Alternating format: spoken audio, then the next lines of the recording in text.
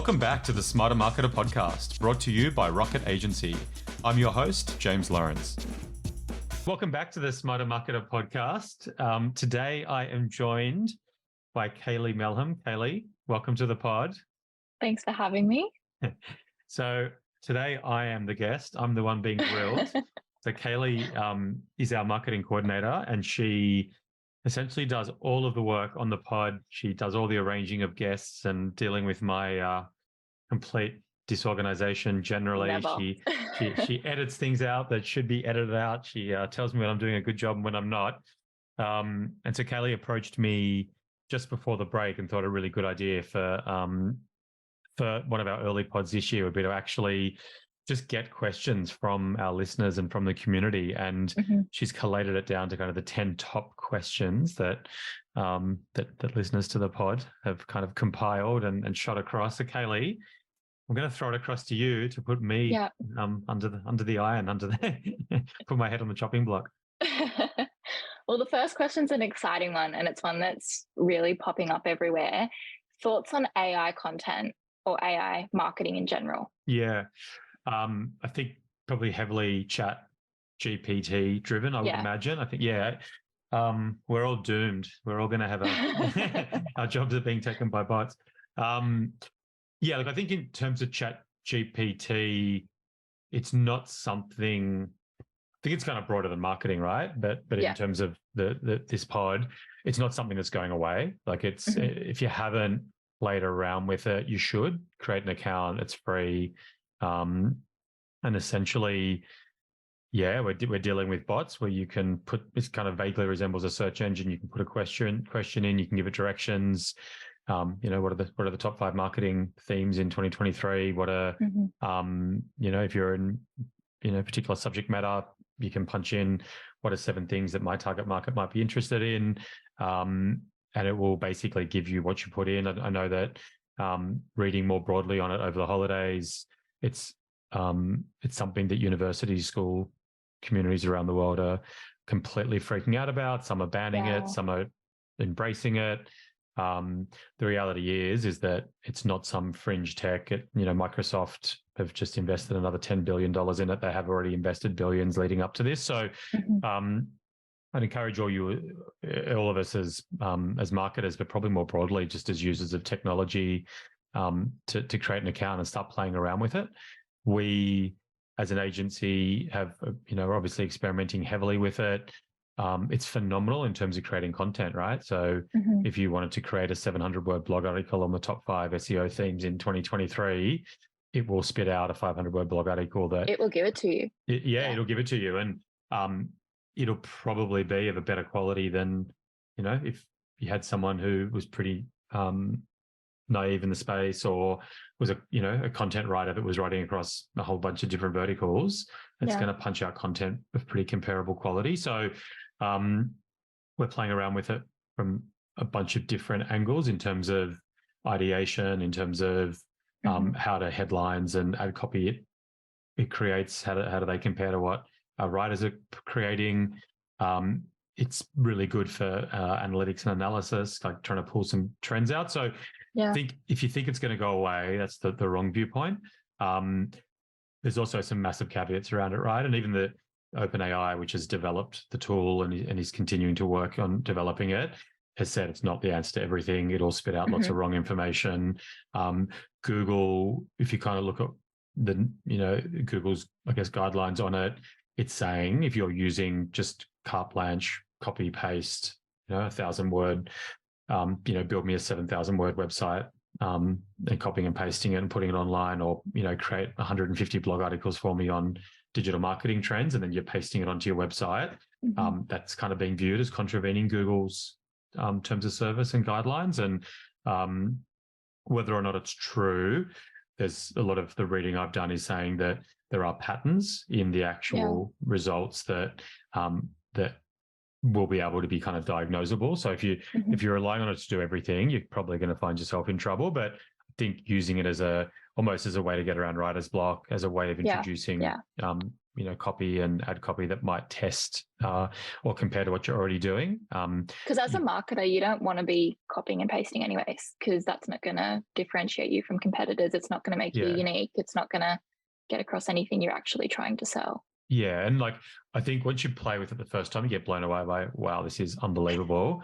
But I think as you dig a bit deeper, you're like, yeah, it's still unbelievable, but there are lots of imperfections in it. And the reality is it'll continue to get better. And I think that because the question's probably broader than just ChatGPT, and Google has for years invested in AI and machine learning and probably has been reluctant to roll something out like this for a bunch of different reasons. But all the ad platforms have always been making use of machine learning and AI for years now. And as an agency, when we're managing client spends, we're seeding a lot of optimizations to the machine, right?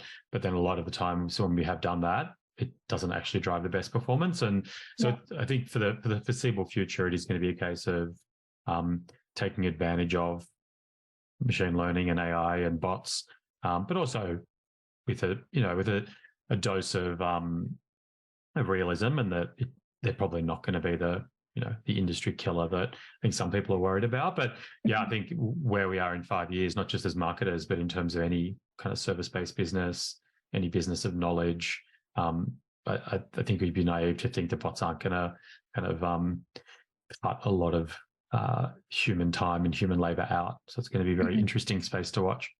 Yeah. Well, this kind of jumps on from that, but are there any new and emerging platforms, I guess, aside from ChatGPT, that you would advise to keep an eye on in the coming year? Yeah, I think big platforms, TikTok is the one that probably has had the most noise, just in terms of if you look at the data around the speed of growth of platforms over the years, and TikTok's growth is kind of unbelievable in terms of how quickly it has jumped to 1 billion users worldwide, and the growth in Australia last year was really strong, and the increase in spend in the app platform similarly so. So I think just in terms of if you're looking at which platform is attracting as quickly increased impressions and eyeballs, then TikTok is the one. The data is still, Google controls search. YouTube is still a big behemoth in terms of eyeballs on video content. But TikTok, in terms of where it sits with Facebook and Instagram over the last 2 years, has massively grown. So I think if you're a business where TikTok makes sense, and it's not just a younger demographic anymore, and it's not just a B2C play. So I think if that's what if you think it's a young kids platform only good for B2C, then you're probably wrong. But generally, it probably does skew a little bit younger, and it probably does skew more towards B2C or brands that can jump in there and have a more playful experience. I think ChatGPT, in terms of it as an emerging platform, is massive. Probably less from is it in 2023, will it kind of erode Google's search impression share? Because I think there is, over time, we will find that users are turning to things like ChatGPT, and whether Google doesn't roll out something similar, but to actually do a lot of those research type queries that currently take place on Google. If you do those types of more commercial queries, best plumber in Sydney, best SEO agency in Australia, ChatGPT is not really throwing up anything in that space at this moment, and whether it ever does, we'll see. And then I think just from a general viewpoint, platforms like Clubhouse, I think virtual reality is something which, I don't think it's a boom this year necessarily, but I think it'll continue to evolve and change, and where things go with that, and how brands play there is of interest.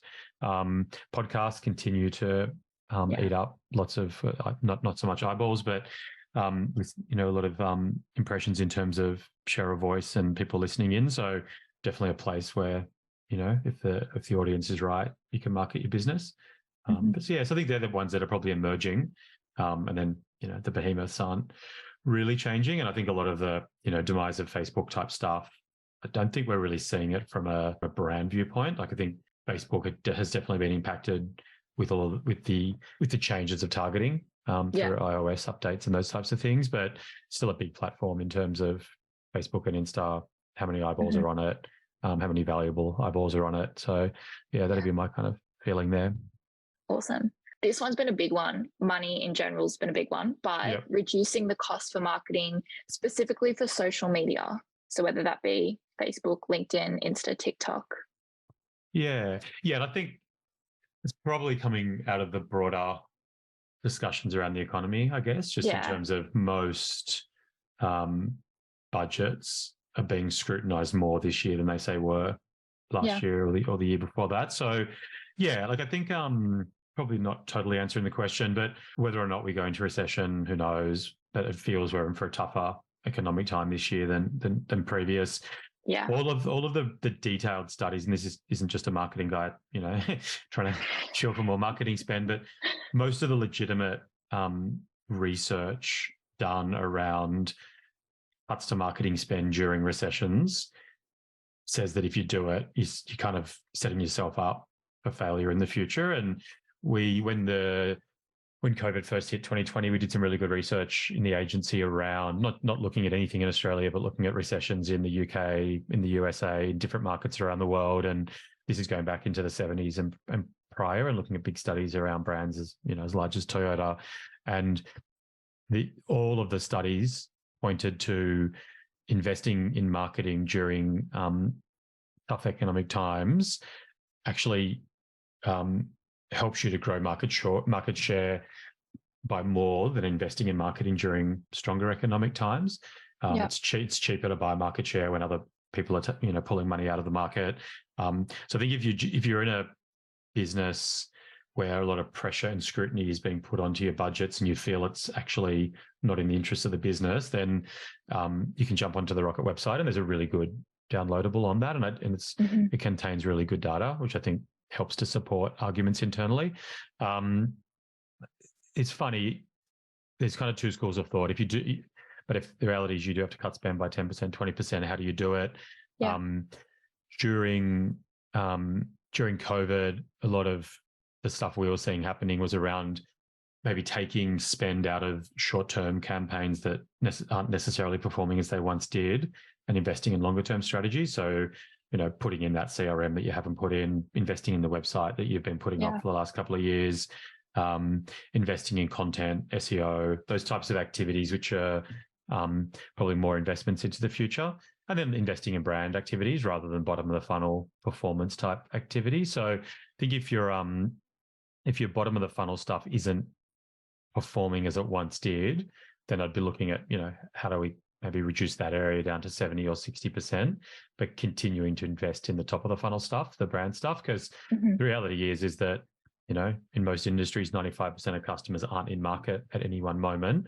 So if you cut off, 6 months or a year of continuing to reach those people and doing the top of the funnel stuff, things will change. And whether it's 6 months or a year or 2 years, economies are always cyclical, customers come back. But if your competitors have been, continuing to reach those customers, influencing them, whether it's offline or online, and if it's online through content and SEO and webinars and all those things that don't generally give a return straight away, then you're going to struggle in 18 months. So that'd be my perspective on that. In terms of reducing costs within social media itself, it's a really hard question to answer without knowing, who are they targeting? What are the channels? What's the business? But it's a really tough one. One is probably, I think often we'll find that businesses are spending heaps of money creating content, but they're not really amplifying it very well in social. So maybe just, maybe being more judicious there, focusing more on evergreen content, rather than creating kind of 4 average hits of content and, amplifying them all with $1,000 or $10,000 or $100,000, maybe creating, 2 pieces of content and putting, 2/3 the spend between them across those two. And then I think just doing all the stuff you normally do, right? Like, what's the measurement framework we're happy with? Is this bottom of the funnel, top of the funnel? And then just being pretty ruthless if stuff's not performing, right? Yeah. Google audiences, will they be affected by the sunset of cookies and targeting? Will targeting be affected? Yeah. So basically, Google, it was going to be this year. It's not going to be anymore. But essentially, Google came out a couple of years ago and said we're moving to a cookieless world. So essentially, the tracking of us as consumers across different websites, third parties, etc., we think that's, an invasion of privacy, whether or not they did that out of their own goodwill or because there was otherwise going to be kind of regulatory pressure put on them. They came out and said, we're going to move to a cookieless world. They've now extended that until the end of next year. I think it's probably proven more difficult than they may have expected. I suspect that having seen the impact on Facebook's targeting, Facebook's ad revenue with all the iOS changes would be quite scary. So I'd be lying if I said I know exactly what's going to happen there. Like, it's Google itself has publicly talked about using different ways to track users without cookies in terms of like digital fingerprints. They talk about like block, which the acronym I should know, but I don't know. But essentially, it's kind of groups of users based on behavior, based on activity. I think there will be a lot of AI and machine learning in this as well. I kind of don't know where I go with it, because I don't think Google's going to do too much which erodes our ability to reach the right people at the right time. And they'll, in their own self-interest, they'll want us to be able to target users. Google generally, I think, does do a good job of trying to do the right thing by provide the right information to users when they search, trying to provide good content to users when they're in YouTube, and have ads that kind of try to match, interest and behavior and activity. So it'll be different. And I think we're already seeing targeting through YouTube display and back into search, which is probably almost more interesting than it was 5 years ago, where it's not just now based on what people have gone to Google to search for, but we are, through a whole bunch of different signals, being able to find users in a whole bunch of different ways. So I think it'll definitely be different. So I think as marketers have to stay on top of it. I think whether it'll be as extreme as some of the audiences that we've lost, not overnight, but close to in Facebook, then I wouldn't suggest it will be, but I'd be watching pretty carefully for the next couple of years. Yeah, definitely. Leaning more into SEO, this one's a bit more specific. Can old website content damage overall SEO if it's not optimized? Yeah, totally. Like I won't mention the name, but probably our most successful SEO campaign in the agency last year was essentially long-standing client, technically, continuing to do normal technical SEO. Offsite didn't change too much. And the biggest piece of work we did was essentially all around content, and it was rationalizing huge swathes of content that had built up over a very, very long period of time, very large website. And it, just from a structural perspective, it was just a mess for Google. And over the years, a whole bunch of different marketers working in that team, different webmasters, different websites, it just became just this kind of outdated mess from I think from a recency of content perspective, but also just from an IA perspective and crawlability perspective for Google. So I think for a whole bunch of reasons, old content can be very, very poor. So first of all, it can be outdated, which then leads into poor user experience. Like, Google pays so much attention now to how users themselves are interacting with the website as to how to rank it. Really old content probably hasn't been set up very well from a mobile viewpoint, probably was created for a desktop perspective. You're generally finding that, your metadata is probably going to be out of date from a bunch of different reasons.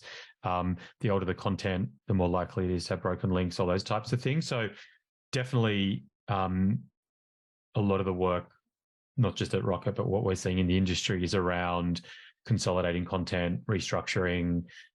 If you've got, reasonably well-performing blog articles or white papers or sections of your site from 2019, then probably that's my starting point for 2023, right? Is to just work through those bits of content, make sure that that particular article is the definitive piece that Google's finding for your website, that you're not cannibalizing with maybe newer or older content. So it's a massive issue. And for lots of listeners, it could be the number one kind of SEO tip for the year, right? And if you have that old content and it is back in 2019, was performing well, not so much anymore, are you best to just get rid of it, update it, just update the meta? Like, what do you think is the best? Look, I think it depends on the content. I mean, it probably comes just back to that fundamental of, do the right thing by the visitor, and can the content be useful for a visitor now? And if it was something that was relevant in 2019 that's now just gone, then unfortunately it's probably just not that useful anymore.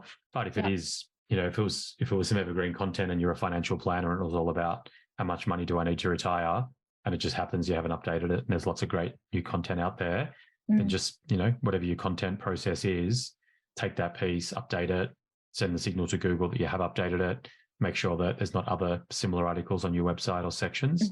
And you'll probably find that it does what you need it to do in terms of re-ranking higher and starting to get more traction. And it takes time, but it's worth it. Yeah, that's it. And if it, like, from a UX perspective, if a user hits a website and it says this piece of content was last updated 2018, it's a really strong signal that you want to click back, right? Yeah. And that then is a strong signal to Google that over time that page isn't very relevant to visitors. Advice as to attribution, and what should you focus on in 2023? Yeah, I don't know how much different this is to kind of what we've been saying for a couple of years, but like strip away all the pressure around monthly reporting and quarterly reporting and return on ad spend and have we hit our sales targets, et cetera, et cetera. But I think just take a step back and go, well, what is the actual path that, our customers in our particular business kind of take to purchase a product like ours? And are we an emergency plumber where, things spike at 9 p.m. when people have locked out and they, you click on a Google ad and, you're there by 9:30, or are we a complex B2B transaction where it's 7 figures to install our software and it's procurement and there's 15 stakeholders on the client side and, no one clicks on an ad and buys our product. So I think first of all, just looking at what is a typical path to purchase, then just looking digitally, does your attribution model kind of match that in terms of first click, last click, or something in the middle? And generally anything first click or last click is going to have massive failings. So it's kind of what is that multi-touch attribution that is actually more real world for you. Then I think it's about the tech, right? And I think 5 years ago, it was all about these amazing systems are coming out and they're going to, half my marketing is wasted. I don't know which half is just out the window now and everything's going to be kind of nailed down to the last dollar. And I've really struggled to see that. I think the more that digital has evolved, almost the less clear it is now on what those paths to purchase look like. And some businesses have it nailed because they've got a reasonably simple funnel. They've got great tech that ties it all together and that's happy days. But most businesses don't have that luxury for a bunch of different reasons. So I think looking at what your tech looks like, what cross-device looks like for multiple stakeholders in your path to purchase. And then I think probably the biggest bit of advice is be realistic then. And a lot of the time, data is actually going to be really misleading for you. And if you're relying on data to make all your decisions, then you're probably setting yourself up for failure. Like if I hear that from a prospective client, we rely on data to make all of our decisions. I kind of, in my brain, I'm like, okay, let's test this because there's going to be lots of problems here. Not to say we shouldn't be using data to aid a whole bunch of decisions along the way. And I think often it's the marketers that we deal with that know that. They know that data is really useful, but also can only do so much for you. In which case, often it's about how do you arm yourself with information to push back on sales departments and boards and managing directors and all those types of stakeholders that kind of often think that because it's digital, it has to be measured perfectly. So it might be a bit of a ramble, but I don't think it's too different really from what I would have said a year ago on that. What do you see as the biggest opportunity for B2B marketers in 2023? Yeah, it's a good question. I think there's probably some of the themes we've already talked about, obviously be leaning into some of them. I think evergreen content would maybe be one. I often will come across B2B marketing environments where there's huge amounts of effort, resourcing, pressure to just keep pumping out truckloads of content. And I even see that with the ChatGPT thing, which I think it's like, yeah, cool, we can now pump out 8, so much, 16, 24 blog articles, even if they are edited. But I'm not sure that necessarily will end up resulting in more high quality MQLs, more high quality SQLs, and more high quality deals. I think that the deeper organizations go with high quality content that actually resonates with their target market, they're the ones that I think actually get the results. So I think maybe, moving away from that kind of newspaper approach of every day we need fresh content, we've got to pump out heaps of content. to like kind of that, we always talk internally about the Hollywood approach, which is just that, those blockbuster kind of themes or kind of movie categories, movie brands, Marvel, whatever else that Hollywood just keeps going back to because it works. And so I think looking at your business and what are those content pillars that you can go really deep at. Because I think in some ways the ChatGPT thing is just going to devalue the volume of content because you can go there and get average quality responses to anything anyway. So it's how do you actually create really deep expert content? So that'd be probably for most B2B marketers, I think that's often an area where they stand to gain massively.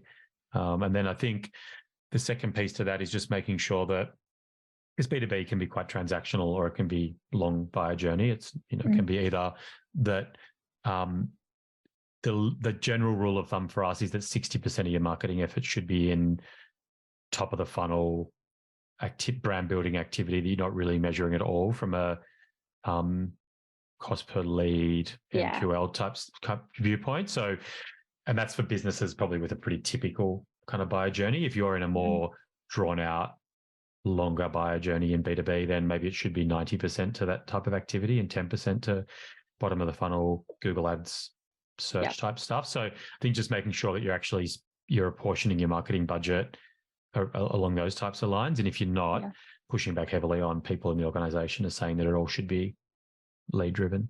That's good. That's tangible advice. Very good. Cool. I'm being grilled here, Kayley. I know. I'm just like... I finally give him one good piece of advice, she says, number 7. This one's kind of tying back into what you were talking about before in terms of where to best spend money, how to make the most out of marketing efforts on a small budget.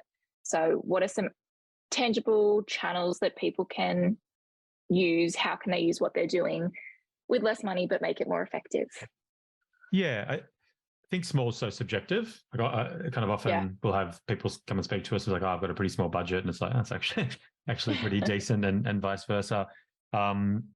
Like in some ways it shouldn't matter, right? Like all marketing budgets should be put into activities that are sensible and make sense based on the objectives of the business and the goals that you've set. So I think more broadly, generally, I think results, budgets, marketing teams perform better when you've got a really clear idea of what success looks like. You then try to go deep into fewer things than go broad into many. So I think it's first of all, what does success look like for our marketing efforts over this 3-month period or year period? Great. Well, we want to generate, this many visits to our website, and we want to generate this many MQLs and this many SQLs. We believe that with this budget, we can generate half of that, and the sales team will generate the other half, or whatever it might be.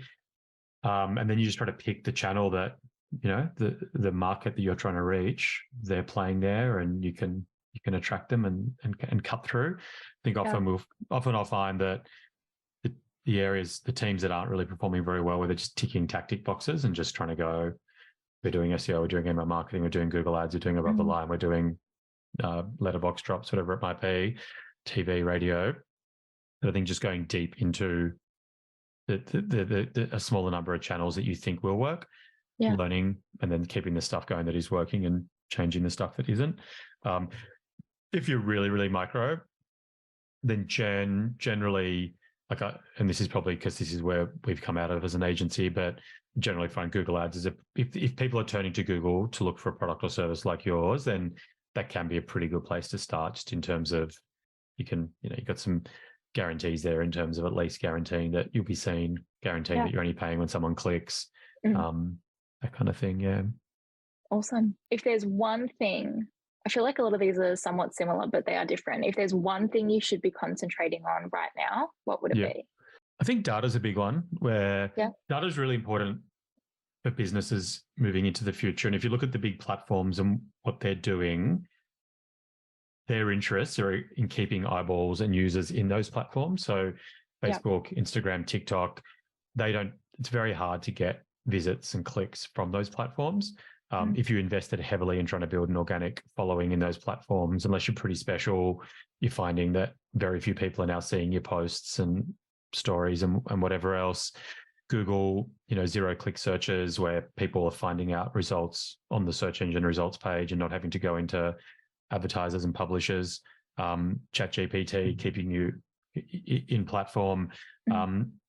Things that you can do to have some control are really, really important, which is kind of why we'll often advocate SEO as being a big deal, because it will make up 50, 60, 70% of the traffic to your website.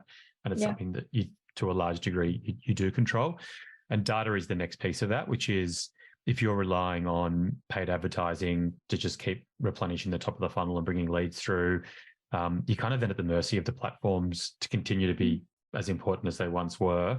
You're then at the mercy of CPCs going up over time, which they tend to do, which is why and that stuff's very immediate. When maintaining a really good database, having high quality email address data, phone number data, you can segment on whether it's a B2B lead or a B2C lead or what industry they're in or what their job title is.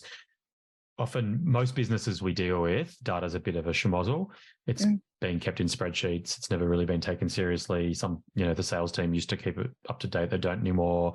The CRM is hard to use. So it's a hard one to get right, and it's a pretty unsexy one. But if you're investing in a CRM, someone owns or a team owns or a person owns the job of maintaining it, not necessarily maintaining all of it, but just ensuring that it is being maintained.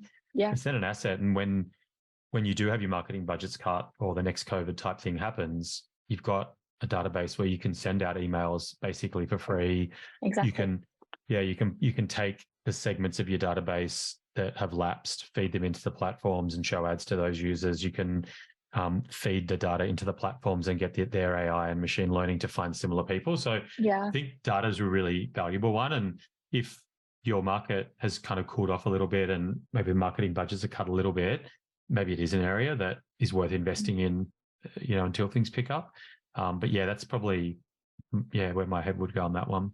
Yeah. And like you said, it's not the funnest thing to do in the world, but do it today and thank yourself tomorrow for it. Yeah, that's it. I think, and that's a lot of this stuff. Like I think a lot of, often it's easy to just want to jump in, get your hands dirty, spend money on campaigns, but often it's the taking the step back and doing the long-term planning and being surgical with the campaigns you do run rather than being very busy is that they're the marketing teams that generally generate the best results. Well, last question, and this kind of does tie into what you were just saying with email marketing, but email marketing for B2C businesses, this one's a bit more specific. So how frequently do you send them? How do you increase your subscriber list? How long should the emails be? What content? All that kind of stuff. Yeah.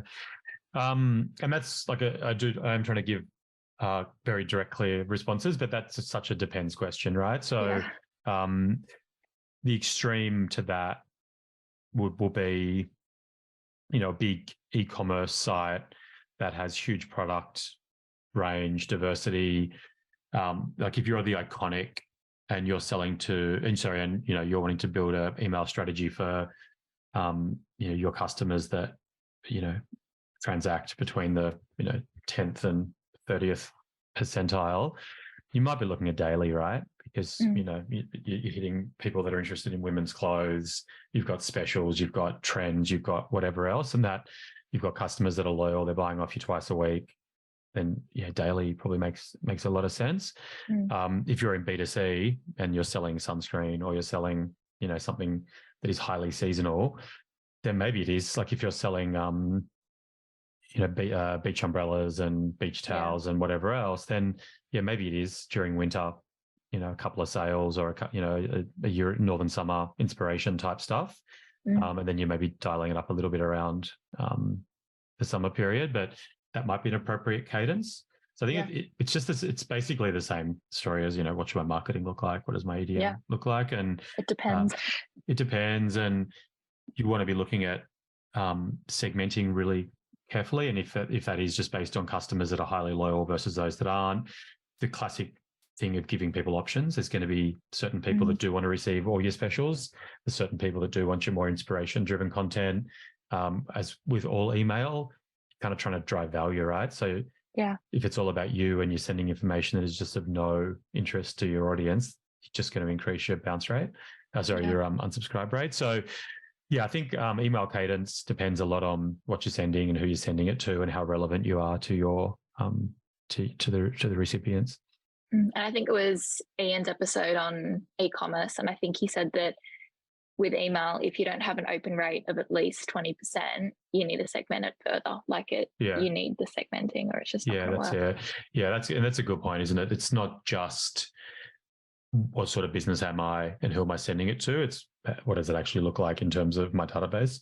Yeah. Well, thank you very much, James. One last question for the Yes, pod. Kayley. And it's really fun because you always ask this one, but you've never had the chance to answer it yet. What's your one piece of marketing advice? I actually did prepare for this particular question. Really? Yeah, 100%. Because I always think about it when I ask all the guests it. So for me, it's follow the money. Okay. I think it's an answer which probably 30%, and it's not necessarily the right answer, but I think for me, the marketers that we deal with, the ones that I think grow best in their own career, the ones that I think are most respected in their organizations, the ones that best work with us, for instance, they're the client, they're the marketers that look at what the business is trying to achieve. Yeah. What are we trying to achieve this year? What are we trying to achieve this quarter? What are the problems we have? What are the opportunities we have? They're the conversations you want to be having. It's how do I align our marketing goals, our marketing budgets with what we're trying to achieve as a business, having mature conversations with sales teams, with product teams, et cetera. I think if you're getting bogged down with ChatGPT and TikTok and campaigns and ROAS and all those things, then you're always going to be, I think, pigeonholed as a kind of an executioner of marketing, as opposed to someone that's actually sitting above those types of areas. And that's not to say you shouldn't be across, changes in the industry and all the things that we need to know and do as marketers, but you need to align your thinking with where the money is coming from in the business. And that's the revenue that makes profit, that makes dividends, that allows you to hire staff and put more into product and all those types of things. So yeah, follow the money, Kayley. Well, thank you very much, James. Awesome. Cool. It's been good to be a guest on the Smarter Marketer podcast. Would you do it again? Be a guest? Maybe. We'll see.